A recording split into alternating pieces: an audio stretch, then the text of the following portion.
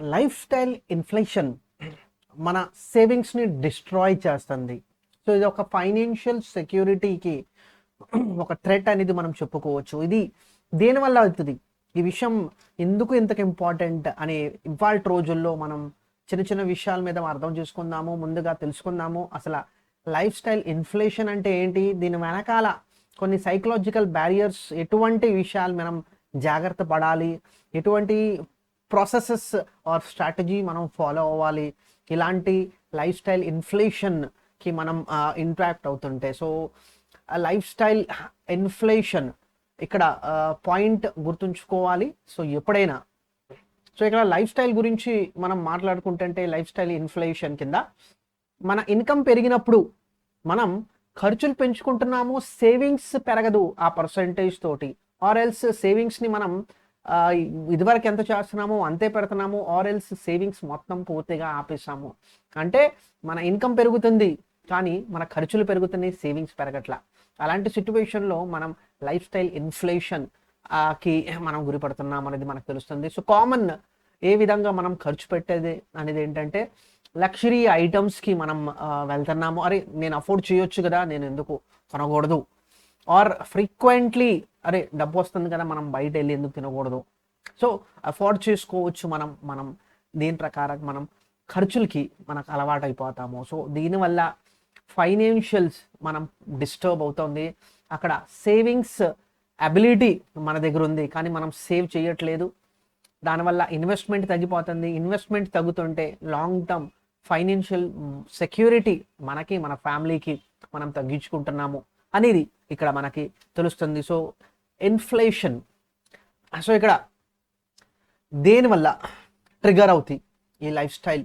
First income పెరిగింది, promotion వచ్చేసింది, దానివల్ల మనం పెట్టే ఖర్చులు, అది లైఫ్ స్టైల్ని ఇంప్రూవ్ చేసుకుందాం. మరి ఇదివరకు నాకు ఒక 50,000 నెలకు వచ్చేది, వాళ్ళ ₹1,00,000 వస్తుంది. ₹1,00,000 వస్తుందంటే నేను నా లైఫ్ స్టైల్ ఎందుకు ఇంప్రూవ్ చేసుకోకూడదు? సో డెఫినెట్లీ కాదు అన్ను, బట్ దానికి ఒక ప్రాసెస్ అనేది మనం వెళ్ళాలి. సో ఈ పెరిగే వెనకాల కారణం ఏంటంటే ఇక్కడ సోషల్ సర్కిల్ ఇన్ఫ్లుయెన్స్.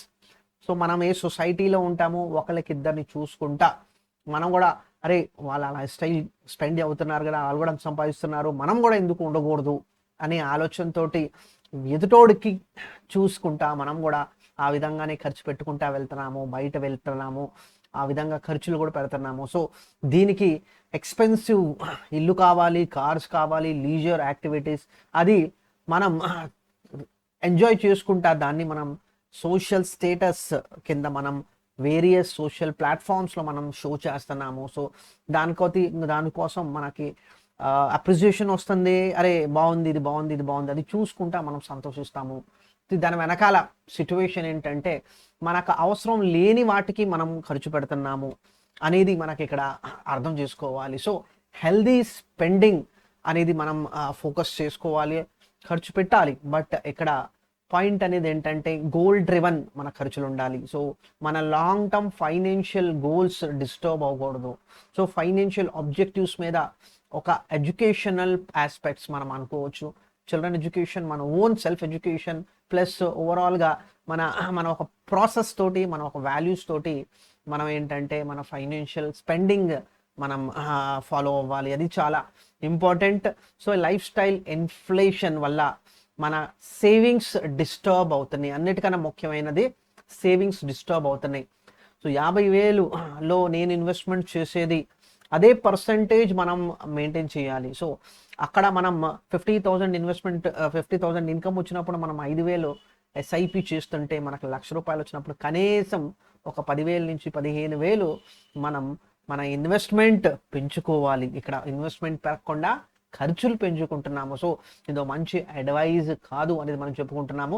సో ఇలాంటి లగ్జరీస్కి మనం అలవాటు పడితే దానివల్ల మన ఓవరాల్ ఫైనాన్సెస్ డిస్టర్బ్ అవుతాయి. అది మనకి ఫైనాన్షియల్ ఎక్స్పర్ట్స్ మనకి చెబుతున్నారు. ఇది overall impact. So psychological factors ఏంటంటే సో బెంచ్ మార్క్ కన్జంప్షన్.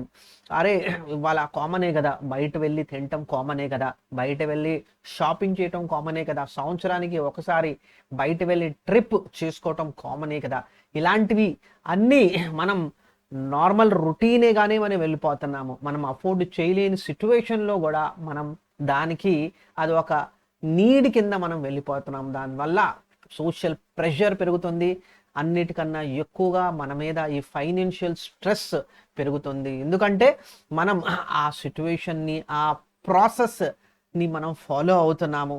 అది మనకి మంచిది కాదు.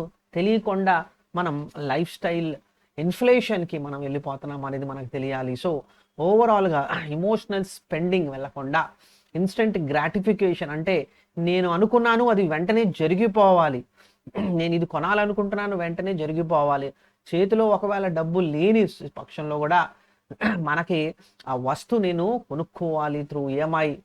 ఫోన్పే ఉంది, ఫోన్పే కొట్టేద్దాము, ఈఎంఐ ఉంది, ఈఎంఐ కొట్టేసుకుందాము. సో డిజిటల్ పేమెంట్ వల్ల స్పెండింగ్ చాలా ఈజీగా అయిపోయింది. సో అది ఈయన ప్రకారంగా మనం చూసుకుంటే అంటే అది రాంగ్ అనేది మనకి ఈ పర్టికులర్ స్ట్రక్చర్ మనకు చెప్తుంది. సో నెసెసిటీస్ ఇంకా యాక్చువల్ రిక్వైర్మెంట్స్ని మనం ఫోకస్ చేసుకోవాలి. సో కొన్ని సిచ్యువేషన్లో ఇలాంటి నెసెసిటీస్ పొందటానికి మన బేసిక్ ఫుడ్ రిక్వైర్మెంట్స్ అనుకుందాము, బేసిక్ నీడ్స్ ని మనం ఓవర్లుక్ చేసేసుకుంటున్నాము. సో బేసిక్ మనకి చేతిలో డబ్బు ఉంచినప్పుడు ఈ బేసిక్ నెసెసిటీస్ మీద మనం ఫోకస్ చేసుకొని ఫ్యూచర్ని సెక్యూర్ చేసుకోవాలి.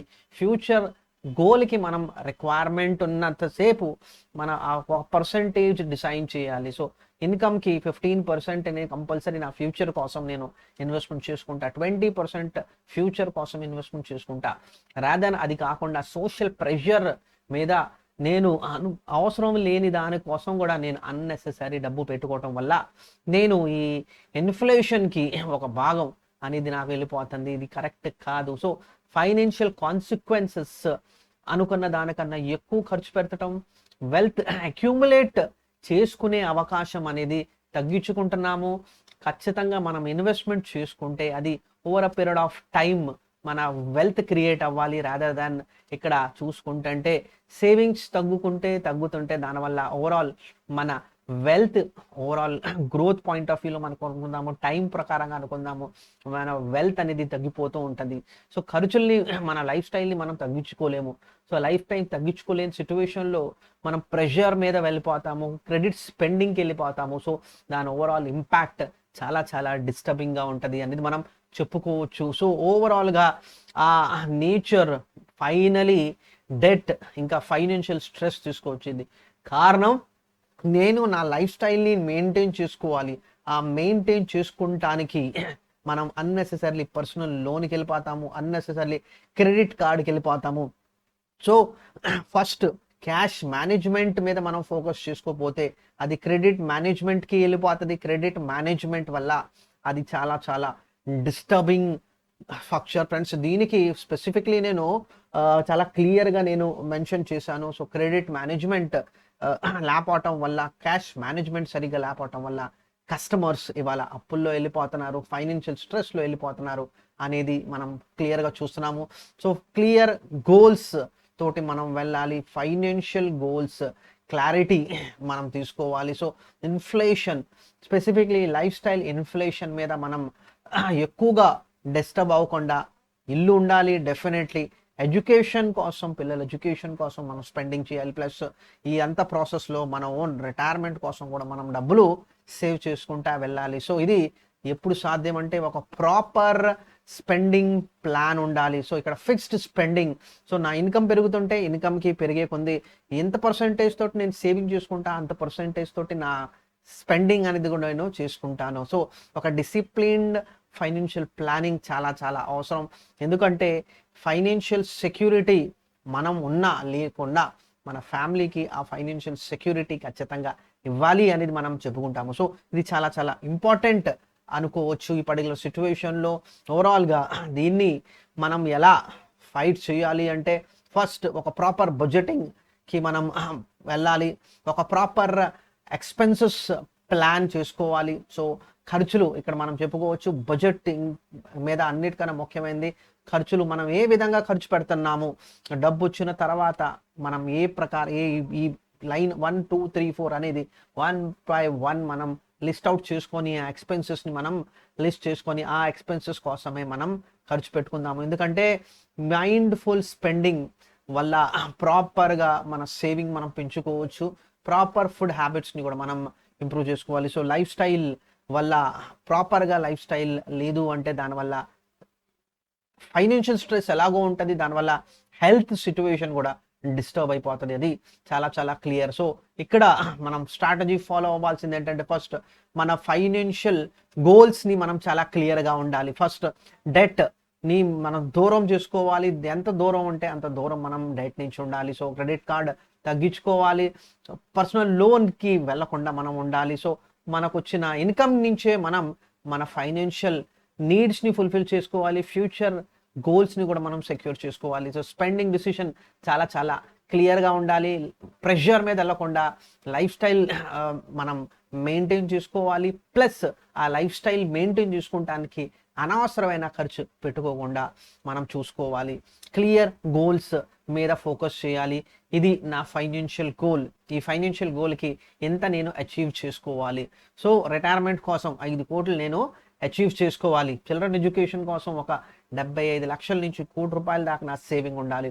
Children secondary education or PG కోసం 1.5 crores మనకు అవసరం వచ్చింది. సో అలా గోల్స్ అనేది చాలా చాలా క్లియర్గా మెన్షన్ చేసుకోవాలి. ఎందుకంటే మన బిహేవియర్ మన సేవింగ్స్ ప్యాటర్న్ డిఫైన్ చేసిద్ది, మనం ఎంత డిసిప్లిన్గా ఉంటుంది అనేది మనకి డిఫైన్ చేసిద్ది. సో ప్రయారిటీస్ చాలా క్లియర్ ఉండాలి. నా వచ్చిన పెరిగిన ఇన్కమ్ నేను సేవింగ్కి డైవర్ట్ చేస్తున్నానా లేకపోతే నా ఖర్చులకి డైవర్ట్ చేస్తున్నానా అనేది డిఫైన్ చేసిద్ది మన future goal requirement. So habits మార్చుకోవాలి, ఆటోమేటిక్ సేవింగ్ మోడ్ మనం యాక్టివ్ చేసుకోవాలి. ఇన్కమ్ పెరిగే కొంది వెంటనే మన ఎస్ఐపి పెంచుకోండి, ఇన్వెస్ట్మెంట్ పెంచుకోండి, ఆర్ ఎల్స్ ఒక డిఫైన్డ్ పర్సంటేజ్ ఇన్కమ్కి అట్లీస్ట్ నేను 15% అయితే ఖచ్చితంగా నా ఓన్ రిటైర్మెంట్ కోసం నేను స్పెండ్ చేసుకుంటాను. డిలేడ్ గ్రాటిఫికేషన్ ఇది నేను ప్రతిసారి ప్రతి ఒక్కళ్ళకి నేను చెప్పేది ఇది. ఇవ్వాలా, నాకు నేను అనుకున్నాను నాకు ఇవ్వాలి కావాలి అనే ఆలోచన కాకుండా నేను ఇవ్వాలా నా ఫ్యూచర్ సెక్యూర్ అవడానికి నేను ఇవ్వాలా ఒక ₹2 తక్కువ ఖర్చు పెడతాను, ఒక ₹5 తక్కువ ఖర్చు పెడతాను, ఒక ₹10 తక్కువ ఖర్చు పెడతాను అనే ఆలోచనతో మనిషి ముందుకెళ్ళాలి. దాన్ని మనం డిలేడ్ గ్రాటిఫికేషన్ అంటాము. దీనివల్ల మనిషి పట్టుదల పెరిగేది, దీనివల్ల మనుషుల కోరికలు అనేది ఫ్యూచర్ కోసం నేను ఇవాళ సాక్రిఫైస్ చేస్తున్నాను, ఆ సాక్రిఫైస్ వల్ల నా ఫ్యూచర్ నా ఫ్యామిలీ ఫ్యూచర్ అనేది సెక్యూర్ ఉంటుంది అనే దానికి మనం డిలేడ్ గ్రాటిఫికేషన్ అనేది చాలా ముఖ్యమైన విషయం అనేది మనం చెప్పుకుంటాము. అండ్ ఓవరాల్గా మన బిహేవియర్ డిఫైన్ చేసిద్ది మన ఫైనాన్షియల్ హ్యాబిట్స్. మనం ఖర్చులకి వెళ్తున్నామా లేకపోతే వెల్త్ క్రియేషన్ కోసం మనం ఇవాళ సాక్రిఫైస్ చేసుకుంటా మన ఓవరాల్ డిసిప్లిన్ మీద మనం వెళ్తున్నాము అనే విషయం అనేది చాలా చాలా క్లియర్. సో హ్యాబిట్స్ డిఫైన్ చేసిద్ది వెల్త్ ఎక్సమ్. సో ఓవరాల్గా ఈ పర్టికులర్ వీడియో చేసే వెనకాల ఫస్ట్ ఈ లైఫ్ స్టైల్ ఇన్ఫ్లేషన్ ఇంపాక్ట్కి మనం దూరం ఉండాలి. దీని మీద వల్ల మన ఫైనాన్షియల్ గోల్స్ డిస్టర్బ్ అవుతుంది. బడ్జెటింగ్ చేసుకుంటా దాన్ని ప్రాపర్గా స్పెండ్ ఎంత నేను ఖర్చు పెట్టాలి అంతే నేను డబ్బులు స్పెండ్ చేయాలి. సో 20% ఆఫ్ మై ఇన్కమ్ నేను ఖర్చు పెట్టాలి. సో ఆదాయం ఒక 50,000 ఉంటే 20% అంటే 10,000 కన్నా ఎక్కువగా నా ఈ ఖర్చుల కోసం నేను దానికన్నా ఎక్కువగా నేను పెట్టను. ప్లస్ మన ఫైనాన్షియల్ సెక్యూరిటీ, మనం ఫ్యూచర్ సెక్యూరిటీ కావాలంటే ఈ లైఫ్ స్టైల్ ఇన్ఫ్లేషన్ నుంచి దూరం ఉందాము, మన ఫ్యూచర్ని సెక్యూర్ చేసుకుందాము.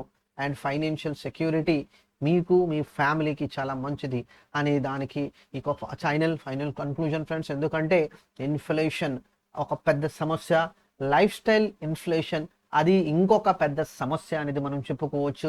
మనకి మన ఫ్యామిలీకి మన ఫ్యూచర్కి మనం అన్నిటికీ మనం చెప్పుకోవచ్చు. సో దీంతో సెలవు తీసుకుంటాను friends. Thank you very much.